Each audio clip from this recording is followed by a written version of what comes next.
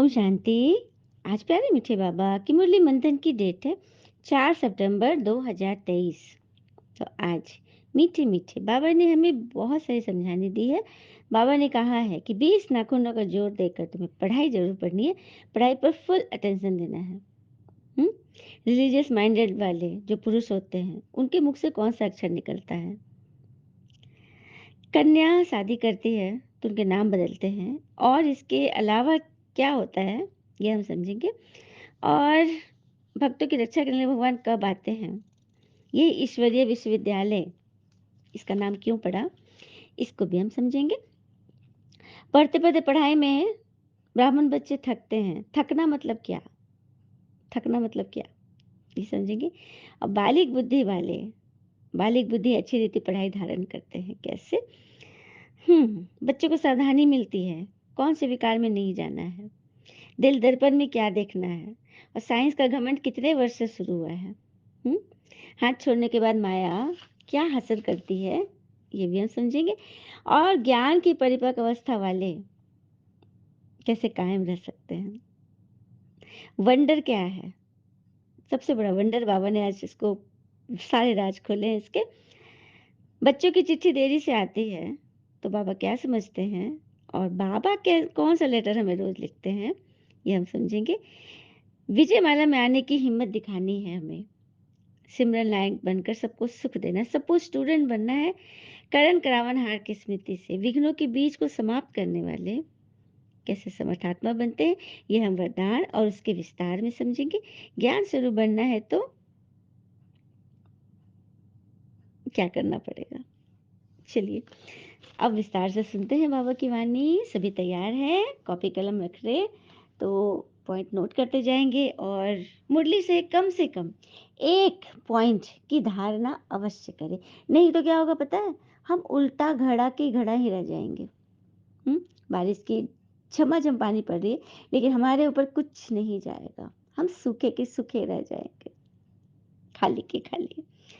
तो diary pen तैयार रखिए, और जो पॉइंट अच्छा लगे जीवन में, चलो रोज बाबा ने बहुत सारी बातें तो कॉमन भी रहती है, अपने को आत्मा समझो, मुझे याद करो, लेकिन कुछ एक बातें नहीं होती है जो हमारे दिल को टच कर जाती है, कम से कम हम वो तो धारण कर ले। बाबा कह रहे हैं, मीठे बच्चे, ज्ञान सागर बाबा से वर्षा लेना है तो 20 नाखूनों का जोर देकर भी पढ़ाई जरूर पढ़ो। पढ़ाई से ही राजाई व जीवन मुक्ति पद प्राप्त होगा। ज्ञान सागर बाबा से वर्षा लेना है तो 20 नाखूनों का जोर देकर भी पढ़ाई जरूर पढ़ना है, क्योंकि यह पढ़ाई हमें पढ़ा कौन रहा है। सबसे पहले तो यह निश्चय कि स्वयं भगवान हमें पढ़ा रहे हैं। और इसी पढ़ाई से हमें जीवन मुक्त पद प्राप्त होगा। देखो दुनिया में भी यदि लौकिक पढ़ाई भी हम पढ़ते हैं तो कितना नाम कमा लेते हैं, और एक चीज का कंट्रास्ट जो है ना, वो जो समझे ना तो फिर बात ही कुछ और है। अमेरिका के नासा में 36% भारतीय काम करते हैं। तो नासा में कैसे पहुंचे बोलो, पढ़ाई करके पहुंचे। तो 36% भारतीय वहां काम करते हैं। लेकिन इसरो में, हमारे यहाँ के इसरो में, जहाँ से अभी चंद्रयान गया और अभी सूर्य आदित्ययान चल चुका है, वहां पे कोई भी अमेरिकी काम नहीं करता। तो भारत को किसी विदेशियों की दरकार नहीं है, लेकिन विदेशियों को भारतीयों की दरकार है। तो देखा पढ़ाई की महिमा। प्रश्न है, ज्ञान मार्ग में सदा कायम कौन रह सकता है? उच्च पद की प्राप्ति का आधार क्या है? ज्ञान मार्ग में सदा कायम कौन रह सकता है और उच्च पद की प्राप्ति का आधार क्या है? उत्तर, जिनका पढ़ाई के सिवा दूसरा किसी भी बात का शौक नहीं है, ज्ञान की परिपक्व अवस्था है, वही इस ज्ञान मार्ग में कायम रह सकते हैं। जिनकी ज्ञान की परिपक्व अवस्था है। अच्छा, फल सबने देखा है, कच्चा पक्का सब देखे हैं। जब फल कच्चा रहता है तो उसकी रंगत देखिए, और जब फल पक जाता है उसकी रंगत देखिए। कच्चा एकदम कड़ा होगा, कसैला होगा, और पका हुआ सॉफ्ट हो जाएगा और सुंदर रंग हो जाएगा। कच्चा कड़वा होगा और पक्का मीठा होगा। ये है परिपक्व अवस्था। जब आप ज्ञान में आगे बढ़ जाओगे ना तो आप नरम हो जाओगे, एकदम नरम सॉफ्ट। आपको कोई बात डिस्टर्ब नहीं करेगी, आपको कोई कांटा नहीं चुभेगा। आप मीठे हो जाओगे, आपके बोल इतने मीठे, सुंदर, प्यारे, लुभावने, ताकतवर होंगे। यही है परिपक्व अवस्था। हुँ? तो पढ़ाई का शौक रखना, परिपक्व अवस्था बनानी है ना? हुँ? और ऐसी परिपक्वता सॉरी टंग ट्विस्टर वर्ड है।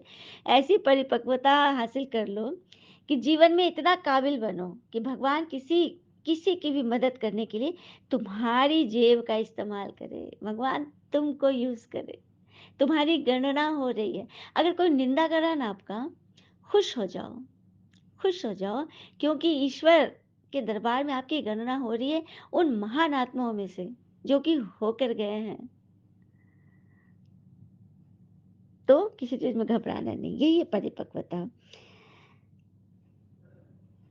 बाबा का हाथ तो पढ़ाई छोड़ देते हैं तो ऊंच पद के लिए गवा देते हैं, तो पढ़ाई पर फुल अटेंशन चाहिए। गीत है, तुम ही हो माता पिता, तुम ही हो, तुम ही हो बंधु सखा, तुम ही हो, जो खिल सकेंगे वो फूल हम हैं, तुम्हारे नैनों के नूर हम हैं, श्रीमत की दृष्टि सदा ही रखना, हमें भी अपने जैसा बनाना, तुम ही हो माता। ओम शांति। ओम शांति का तो बच्चों को समझाया गया है ना। और जो भी रिलीजियस माइंडेड अथवा धर्मात्मा पुरुष होते हैं, मंदिर आदि में जाते हैं, ठिकाने वहां रहते हैं, उनके मुख से सदैव ओम शांति अक्षर निकलता है। गायत्री मंत्र के अंदर भी आता है ना, अंतरिक्ष शांति, पृथ्वी शांति, ओम शांति शांति शांति बोलते हैं ना। लेकिन बोलते आए, लेकिन इसका अर्थ नहीं समझे। रियल अर्थ है ओम मतलब मैं आत्मा, अहम आत्मा, और शांति मैं शांत स्वरूप हूँ। ये है इसका रियल रहस्य जो भगवान ने आकर बताया। बाबा भी कहते हैं ओम शांति, तो हम बच्चे भी कहते हैं ओम शांति बाबा। बाबा कहते हैं मैं परमात्मा शांति का सागर हूँ, क्योंकि मैं सदैव शांति धाम परम धाम में रहता हूँ। मैं जन्म मरण में नहीं आता हूँ। बाबा सम्मुख आकर कहते हैं तुम पुनर्जन्म में आते हो क्योंकि तुम देहधारी हो। मनुष्य आत्मा हर एक जन्म छोड़ता है, दूसरा जन्म लेता है। सूक्ष्म तन वाले भी सूक्ष्म देहधारी हैं। मैं इनसे भी परे हूँ। सूक्ष्म तन वाले अर्थात देवी देवता, उनका हाड़मांस का शरीर नहीं, लेकिन सूक्ष्म आकारी शरीर है, लाइट का शरीर है। लेकिन परमात्मा को तो वो भी नहीं है। हम्म, वो तो निराकार है ना। फिर बाबा कहते हैं आजकल कन्या शादी करती है तो उनका भी नाम बदलता है, लेकिन पुरुष का नहीं बदलता। आज बाबा ने इस बात को क्लियर किया। पुरुष का क्यों नहीं बदलता? क्योंकि उनका उसी नाम से धंधे आदि चलते हैं, काम धंधा चलता है। माताओं तो पहले धंधा मैंने नौकरी आदि करती नहीं थी, इसलिए उनका नाम नहीं बदलता। लेकिन आज माताएं भी अपना नाम नहीं बदल रही, खास करके मैं आत्मा, मेरा भी टाइटल नहीं बदला है, सरनेम।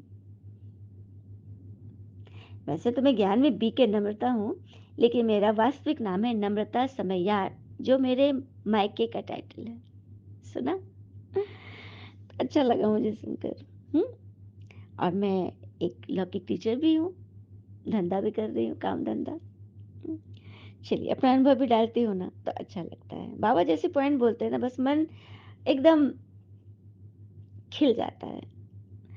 फिर बाबा कह रहे हैं शरीर छोड़कर मैं तुम्हें अपने साथ ले चलता हूँ। तुम बच्चे जानते हो खिवैया हमको साथ ले जाएंगे। हमारी नैया का खिवैया कौन है?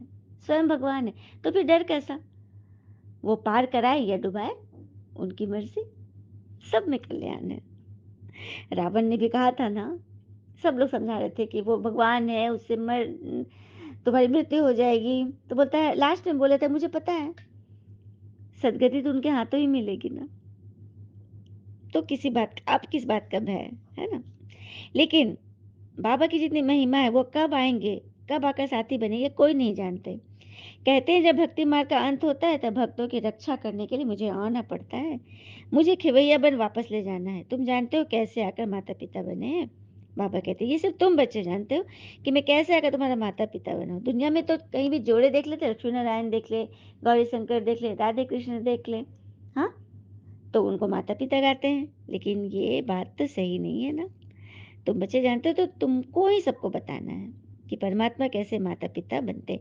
तो पिता हो गए परमात्मा और माँ हो गई बड़ी माँ, हमारी इस संस्था की फाउंडर लेखराज दादा, जिनका नाम बाबा ने ब्रह्मा रखा।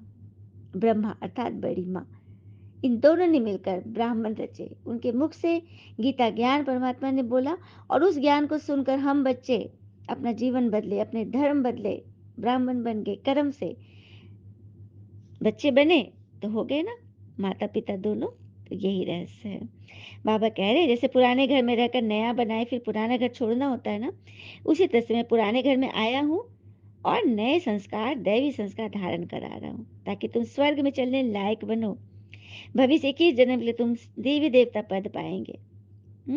तुम जानते हो माता पिता से पढ़ रही है ही ईश्वरीय विश्वविद्यालय। इस संस्था का नाम पता है क्या है?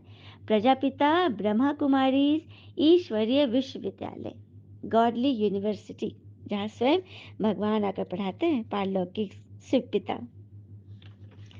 फिर बाबा ने आगे बोले, बहुत बच्चे पढ़ाई पढ़ते पढ़ते थक जाते हैं। थकना मतलब नहीं पढ़ना, नहीं पढ़ते मतलब थक गए, उब गए पढ़ाई से, छोड़ दिए, बस कह देते आगे नहीं पढ़ सकते। जबकि इस पढ़ाई में तो खर्चे की बात ही नहीं है। उस पढ़ाई में गरीब बेचारे पढ़ाई का पैसा नहीं दे सकते, पढ़ना नहीं छोड़ते। किसी भी तरह से जयप्रकाश नारायण की बात बताती हूँ। वे 1974 में वो उन्होंने एक भाषण दिया था पटना के गांधी मैदान में, संपूर्ण क्रांति। और उसी भाषण के बाद से काफ़ी सारे लीडर, बिहार के जितने भी लीडर हैं ना, उसी भाषण से निकले। तो वो अमेरिका पढ़ने गए थे। ऐसा नहीं कि उनके उनके पिताजी हर्षुदयाल बहुत गरीब थे, छोटे सा जॉब करते थे, लेकिन वो अमेरिका गए क्योंकि उनको पता था कि वहाँ अच्छी पढ़ाई होगी। तो किसी तरह से चलो चले गए, लेकिन वहाँ जाके वो होटल में बर्तन तक मांजते थे। तो ये होती है, पढ़ने का शौक होना चाहिए। जिस तरह से लोग, जिनको लगन होती है ना, गरीब का बच्चा भी पढ़ लेता है। और जो रिलीजियस माइंडेड होते हैं वो उनकी मदद भी करते हैं। अभी बाबा ने क्या बोला है कि आप शुक्रगुजार समझो कि भगवान ने किसी की मदद करने की, गरीब की मदद करने के लिए आपकी जेब को चुना है ना। एक और अभी सुन रही थी कि कोई महिला है, क्या नाम था, तो नाम मिस हो रहा है, कितना करोड़ बच्चों की फीस भरी है उन्होंने। कितना बड़ा पुण्य है ना, स्कूल की फीस, पढ़ाया बच्चों को। तो ऐसे भी होते हैं रिलीजियस माइंडेड, जो भगवान में अपार निश्चय करते हैं और कर्म पर भरोसा करते हैं। बालिग बुद्धि वाले ना अच्छी रीति धारण कर सकते हैं। बुद्धि ही बालिग होनी चाहिए। शरीर तो बहुत का बालिग होता है, लेकिन बुद्धि तो फिर शैशव अवस्था में ही है, शिशु काल में ही है। तो बुद्धि को बालिग करो और ये ज्ञान से वो सब कुछ हो जाता है पूरा। बुद्धि पर ही तो सारा मदार है ना। सब कुछ कौन कर रहा है? बुद्धि तो करती है। मन सोचता है, बुद्धि निर्णय लेती है। जो जितना पुरुषार्थ करेंगे उतना उच्च पद पाएंगे। अब बाबा ही कहते, कल्प कल्प कल्प के संगम युगे में आता हूँ। हाँ, मनुष्य ने फिर युगे युगे लिख दिया, कितनी भूल कर दी। कल्प के अंत में बाबा आते हैं, संगम युग में आते हैं, एक ही बार आते हैं चारों युग के बाद, लेकिन मनुष्य ने लिख दिया युगे युगे ही। ये भी भूल कर दिए। क्योंकि युगे युगे आना मतलब बाबा की ग्लानि करते करते जाना, करते ही रहना। सत्युग के बाद आए त्रेता में बाबा, बीच में सत्युग त्रेता के बीच में, त्रेता में 2 कला कम हो गई, 16 से 14 हो गए। 14 से फिर त्रेता और द्वापर के संगम पर आए बाबा। युगे युगे वाली बात को क्लियर कर रही हूँ, जो कहा गया है शास्त्रों में, भक्ति में। तो वहां पर भी कला कम हुई, 8 कला हो गई सीधे। और द्वापर और कलयुग के बीच में आए तो उसमें तो कलयुग में कोई कला नहीं, तो सब खत्म कर दी। तो भगवान आ करके क्या कर रहे हैं? हाँ, तो गलत है। भगवान कल युगे युगे नहीं आते, भगवान सीधे कल्प में एक बार आते हैं, संगम युग में, और सीधे कलयुग को सत्युग बना देते हैं, नरक को स्वर्ग बना देते हैं। ये है उनकी कमाल। तो 20 नाखूनों का जोर देकर पढ़ना और हिम्मत दिखानी है, पढ़ाई नहीं छोड़नी है। जो पढ़ाई छोड़ देते हैं वो नापास होकर गिर पड़ते हैं। बच्चों को सावधानी मिलती है, कोई भी काम व क्रोध का व लोभ मोह का भूत नहीं आना चाहिए। किस चीज की सावधानी मिलती है बच्चों को? कोई भी काम क्रोध लोभ मोह का भूत नहीं आना चाहिए। और हमेशा दिल दर्पण में अपने को देखते रहो, क्या मैं लक्ष्मी को वरने लायक, नारायण नारायण के बनने लायक बनी हूँ? उस राज्य में आने लायक बनी हूँ। सभी अपने दिल दर्पण में देखें और सेवा के मार्ग पर ऐसे चले जो आपसे अनजाने में भी आपको पता भी नहीं है, लेकिन आपके द्वारा, आपके पद चिन्हों से कई मन सुमन बन जाए। चलिए एक प्रसंग सुन लेते हैं इसी पर। एक गांव में एक किसान रहता था। वह रोज सुबह झरने से साफ पानी लेकर दो घड़ों बड़े घड़ों में ले जाता था, जिसे वो डंडे से बांध करके अपने कंधे पर दोनों ओर लटका देता था। उनमें से एक घड़ा कहीं से फूटा हुआ था और दूसरा एकदम सही था। इस तरह रोज घर पहुंचते पहुंचते किसान के पास 1.5 घड़ा पानी ही बचता था, क्योंकि जो फूटा हुआ था घड़ा, उसमें से आधा पानी गिर जाता था। सही घड़े को इस बात का घमंड रहता था कि वो तो पूरा का पूरा पानी घर पहुंचाता है और उसके अंदर कोई कमी भी नहीं है। दूसरी तरफ फूटा घड़ा इस बात पे शर्मिंदा रहता था कि वो आधा पानी ही घर तक पहुंचाता, जबकि किसान को मेहनत तो बराबर ही कर रहा है दोनों घड़ों के लिए, उनकी मेहनत बेकार जा रही है। फूटा घड़ा ये सब सोचकर बहुत परेशान रहने लगा और एक दिन उसे रहा नहीं गया, तो उसने किसान से कह ही दिया कि मालिक, मैं खुद पर शर्मिंदा हूँ और आपसे माफी मांगना चाहता हूँ। किसान ने पूछा, क्यों भाई, तुम किस लिए शर्मिंदा हो? फूटा घड़ा बोला, शायद आप नहीं जानते, पर मैं एक जगह से फूटा हुआ हूँ और पिछले 2 सालों से मुझे जितना पानी घर पहुंचाना चाहिए, बस उसका आधा ही पहुंचा पाया हूँ। मेरे अंदर ये बहुत बड़ी कमी है और इस वजह से आपकी मेहनत बर्बाद हो रही, तो आप मुझे छोड़ दीजिए और अच्छा सही घड़ा ले लीजिए। किसान को घड़े की बात सुनकर थोड़ा दुख हुआ, लेकिन फिर भी वह बोला, कोई बात नहीं, मैं चाहता हूँ कि आज लौटते वक्त तुम रास्ते पड़ने वाले सुंदर फूलों को देखो। घड़े ने वैसा ही किया। वो रास्ते पर सुंदर फूलों को देखता आया। ऐसा करने से उसकी उदासी कुछ दूर हुई, पर घर पहुंचते पहुंचते फिर उसके मन में आधा पानी देखकर फिर वो उदास हो गया। मायूस होकर किसान से माफी मांगने लगा। किसान बोला, शायद तुमने ध्यान नहीं दिया, पूरे रास्ते में जितने भी फूल थे वो बस तुम्हारी तरफ ही थे, सही घड़े की तरफ एक भी फूल नहीं था। ऐसा इसलिए हुआ क्योंकि मैं हमेशा से तुम्हारे अंदर की ये कमी को जानता था और मेरे पास उतने पैसे नहीं थे मैं सही घड़ा खरीदूं, तो मैंने सोचा चलो इसी कमी को मैं फायदा उठा लूं।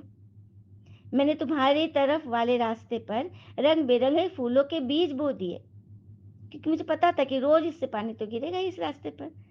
तुम रोज थोड़ा थोड़ा करके उनको सींचते रहे और पूरे रास्ते को इतना खूबसूरत बना दिया। आज तुम्हारी वजह से ही मैं उन फूलों को भगवान को अर्पित कर पाता हूँ और अपने घर को सुंदर बना पाता हूँ। तुम ही सोचो, और खुशबूदार बनाता हूँ। तुम ही सोचो, यदि तुम जैसे हो वैसे नहीं होते तो भला क्या मैं ये सब कर पाता? कितनी सुंदर बात ना। क्या हम सभी के अंदर कोई ना कोई कमी है ना? पर यही कमियां हमें अनोखा बनाती है, यानी हम जैसे हैं वैसे ही रहें। उस किसान की तरह हमें भी हर किसी को वैसे स्वीकार करना चाहिए जैसा वह है।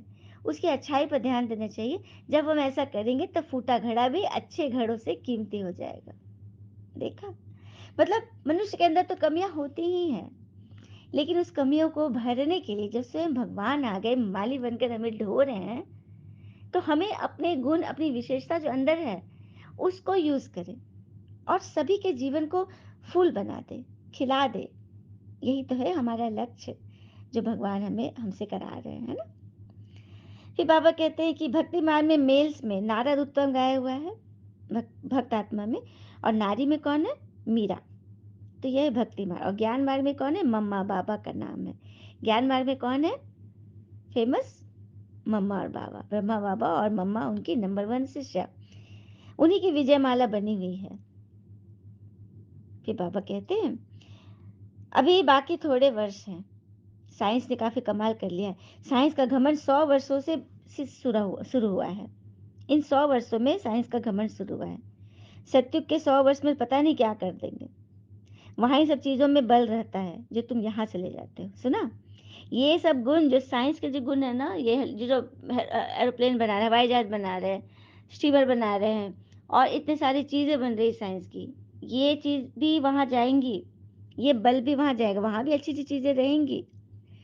अटल अखंड सुख में शांति में राज के लिए तुम ये बल वहां ले जाते हो, मतलब ये नॉलेज वहां जाती है। तो पढ़ाई पे इतना अटेंशन देना चाहिए, इतना पुरुषार्थ करना चाहिए। कई बच्चे ना हाथ छोड़ देते, तो जो पाया सो पाया, खलास कर देते। हाथ छोड़ने बाद फिर माया एकदम हप कर लेती है। गज को माया ग्राह ने हप कर लिया था, पता है ना कहानी? हुँ? शंकराचार्य की कहानी थी। वो बचपन से उनको साधु संत के साथ बहुत मन लगता था और माँ को हमेशा कहते थे, पिताजी थे नहीं, "माँ मैं सन्यास करूँगा, मैं सन्यास में जाऊँगा, मैं गुरु लोग के साथ रहूँगा।" माँ मना करती थी। एक दिन उनको एक युक्ति सूझी, वो नदी में नहा रहे थे, अचानक उन्होंने एक बहाना शायद किया था कि माँ, मेरा पैर मगरमच्छ ने पकड़ लिया। और माँ को तो मगरमच्छ दिख नहीं रहा था। बोली, "माँ, मैं अब नहीं बचूँगा।" बोली माँ कि अरे कोई बात नहीं, मैं आदमी लोग बुलाती हूँ, मैं बचाती हूँ तुम्हें। तो नहीं नहीं माँ, देखो मगरमच्छ मुझे खींच रहा है, सो मैं अब जिंदा नहीं बचूंगा, तो तुम मुझे संन्यास जाने के लिए कह दो ना, मेरा कम से कम वो सपना तो पूरा हो जाए। ऐसे करके वो माँ को मना लिया, माँ ने हाँ कह दिया और फिर वो तुरंत निकल कर आ गए। देखा।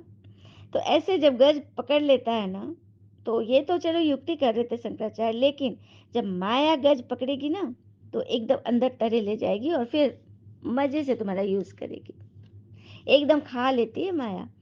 कितने खत्म हो गए, बहुत ध्यान में जाने वाले, खेल पाल करने वाले, जिनकी तस्वीर माउंट आबू में लगी हिस्ट्री हॉल में, वो बच्चे भी नहीं हैं। तो माया के भूत जब प्रवेश करते हैं ना, तो फिर कुछ भी हो सकता है, लेकिन ज्ञान की जो परिपक्व अवस्था वाले होंगे वही यहाँ कायम रह सकते हैं। अब हम सब अपनी चेकिंग करें। कहते हैं हम ईश्वर के बने, फिर ईश्वर को फारकती देना, यही वंडर है। बाबा ने बोला था ना, वंडर है किस बात की? तो ईश्वर का बनकर ईश्वर को छोड़ देना, जिस भगवान को पाने के इतना भक्ति किए, इतना जप किए, कर्म कांड किए, उपवास किए, दान धर्म किए, यज्ञ हवन किए, और वो मिल गया, उसको छोड़ दें, कितना बड़ा वंडर है। इस 7 वंडर से, दुनिया के 7 वंडर से भी सबसे बड़े से बड़ा वंडर है ना। स्कूल में पढ़ते हैं, अच्छे नंबर में पास हुआ तो उनको सब कुछ समझा जाएगा।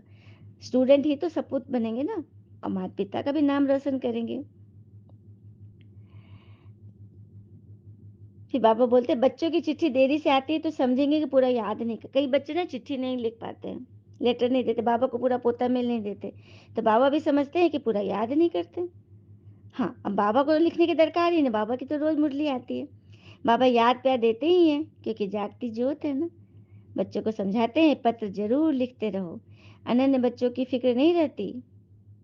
जो अनन्य बच्चे, जिनके समान कोई अन्य नहीं, बाबा को उनकी फिक्र नहीं रहती, लेकिन जो कम नंबर वाले हैं उनकी बाबा को फिक्र रहती है, क्योंकि माया उनको हप कर लेगी। कोमल पत्तों को जल्दी हिला देती है माया, हिलने वालों को ही सावधानी दी जाती है, भूल नहीं जाना, पढ़ते रहना। समाचार तो बाबा के पास सब आते हैं, रजिस्टर में नाम दाखिल है ना। हाँ, पूछते ये बच्चा एब्सेंट क्यों है, रोज एब्सेंट रहते समझा जाता मर गया, मतलब निकल गया, ज्ञान मार्ग से निकल गया। अच्छा, आगे चलकर शायद निश्चय बुद्धि हो जाए। मीठे मीठे बच्चों प्रति भगवान की नमस्ते, हम बच्चों की भी प्यारे बाबा को नमस्ते। धारणा के लिए मुख्य सार, पहले पॉइंट, विजय माला में आने की हिम्मत दिखानी है, सिमरन लायक बनने के लिए सबको सुख देना है। दूसरी पॉइंट, सपूत स्टूडेंट बन, पिता टीचर का नाम वाला करना है, कभी भी काम क्रोध के वशीभूत नहीं होना है, उल्टा काम नहीं करना। वरदान, करण करावन हार की स्मृति से विघ्नों के बीज को समाप्त करने वाले समर्थ आत्मा बनते हैं। करण करावन हार की स्मृति से विघ्नों के बीज को समाप्त करने वाले समर्थ आत्मा बनते हैं। विस्तार, सर्व प्रकार के विघ्नों का बीज 2 शब्द हैं। विघ्न का बीज 2 शब्दों से ही आता है, अभिमान और अपमान। सेवा के क्षेत्र में या तो अभिमान आता है, मैंने ये किया, मैंने वो किया। चलिए इस बात पे बहुत सुंदर से बता रही हूँ कि इस दुनिया में रावण के राज्य है भी। रावण राज में यदि हम किसी से मान सम्मान की इच्छा रख रहे हैं, तो वो रावण की प्रालब्ध मिल रही है, और रावण अपनी प्रालब्ध देगा तो उसका बखूबी इंटरेस्ट के साथ छीन लेगा सब कुछ। और यहाँ पे अगर रावण तो छीन ही लेगा, और वहाँ सत्युग में भी कम हो जाएगा। तो यहाँ किसी चीज की इच्छा नहीं रखनी है, नहीं चाहिए हमें, माया का कुछ भी नहीं चाहिए। इन आंखों से जो भी कुछ दिख रहा है वो सब माया का है। मैं आत्मा हूँ, परमात्मा है मेरा, और मेरे सभी आत्मा भाई भाई हैं। इस भान में रहोगे ना, तो फिर न अभिमान आएगा न अपमान आएगा। अपमान वाले को ही अभिमान, दे अभिमान होता है। हम्म यही भावना भिन्न भिन्न विघ्नों के रूप में आती है। जब खुदाई खिदमतगार हो, करावन करावन करावन हार, करण करावन हार बाबा है, तो अभिमान कहाँ से आया, अपमान कहाँ से आया? जब शरीर ही नहीं है, शरीर समझोगे तभी ना अपमान अभिमान आएगा। जब शरीर ही नहीं, आत्मा को तो अभिमान अपमान नहीं होगा। इसलिए कंबाइन रूप की स्मृति द्वारा समर्थ आत्मा बनो तो विघ्नों कभी सदा के लिए समाप्त हो जाएगा। स्लोगन, ज्ञान स्वरूप बनना है तो बाबा और पढ़ाई में से समान प्यार हो। सिर्फ बाबा से प्यार अर्थात भक्ति मार्ग, फोटो से प्यार, टीचर से प्यार करो, टीचर के ज्ञान से पढ़ाई करो, यही है पिता से समान प्यार करना। तो ज्ञान स्वरूप बच्चों को दिल की बहुत बहुत बधाई। अच्छा, ओम शांति। आप सबका जीवन सदैव शुभ हो, सदैव प्रसन्न रहिए, जो प्राप्त है वही पर्याप्त है। ओम शांति।